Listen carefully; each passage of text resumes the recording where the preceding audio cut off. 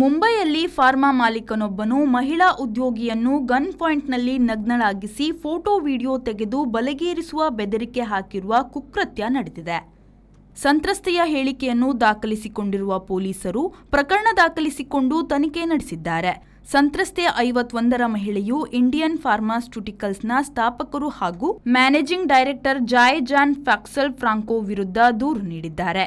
ಕಂಪನಿಯ ಇನ್ನೊಬ್ಬ ಬಾಸ್ ನಿರ್ದೇಶಕಿಯಾದ ಸಂತ್ರಸ್ತೆಯನ್ನು ಕಂಪನಿಯ ಮೀಟಿಂಗ್ ಹೆಸರಿನಲ್ಲಿ ಒಬ್ಬಳನ್ನೇ ಕರೆಸಿಕೊಂಡು ಅಲ್ಲಿ ಕಿರುಕುಳ ನೀಡಿ ಈ ಕುಕೃತ್ಯ ನಡೆಸಿರುವುದಾಗಿ ಹೇಳಲಾಗಿದೆ. ಜಾಯ್ ಫ್ಯಾಕ್ಸಲ್ ಅಲ್ಲದೆ ಕಂಪನಿಯ ಇನ್ನೂ ಇಬ್ಬರ ಮೇಲೆ ಪ್ರಕರಣ ದಾಖಲಿಸಲಾಗಿದೆ. ಕೋಲ್ಕತ್ತಾದಲ್ಲಿ ನವೆಂಬರ್ 29ರಂದು ಕೆಡುಕರ ಗುಂಪು ಒಂದು ಮಹಿಳೆಯೊಬ್ಬರನ್ನು ಕಾರಿನೊಳಗೆ ಎಳೆದುಕೊಂಡು ಬಲಾತ್ಕಾರದಿಂದ ಮದ್ಯ ಕುಡಿಸಿತ್ತು. ಅವರು ಫೋನ್ ಮೂಲಕ ಕಾರ್ ಬುಕ್ ಮಾಡಿದ ಬೆನ್ನಿಗೆ ಕೆಡುಕರ ಗುಂಪು ಕಾರಿನಲ್ಲಿ ಬಂದು ಈ ಕಿತಾಪತಿ ಮಾಡಿತ್ತು.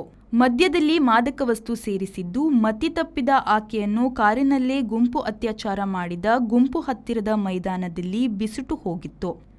ಎಸ್ಎಸ್ಕೆಎಂ ಆಸ್ಪತ್ರೆಯಲ್ಲಿ ಚಿಕಿತ್ಸೆ ಪಡೆಯುತ್ತಿರುವ ಸಂತ್ರಸ್ತೆಯ ಹೇಳಿಕೆ ಪಡೆದಿರುವ ಪೊಲೀಸರು ಅಪರಿಚಿತರ ಮೇಲೆ ಪ್ರಕರಣ ದಾಖಲಿಸಿಕೊಂಡಿದ್ದಾರೆ.